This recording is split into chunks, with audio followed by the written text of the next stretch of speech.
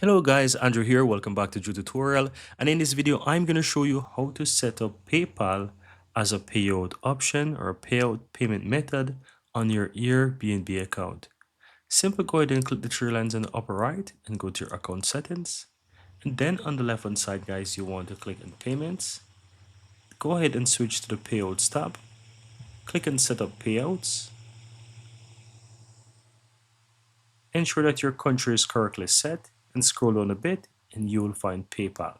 Select PayPal with the current currency that you wish to. Proceed to continue.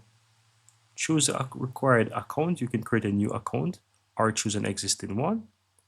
Click and continue to PayPal and you'll be able to fill in your PayPal details. So ensure that your PayPal email address is correct and your password is correct and click and sign in. Once you sign in, it will go ahead and allow you to link your PayPal to your Airbnb account to receive payouts. And that's really it, guys.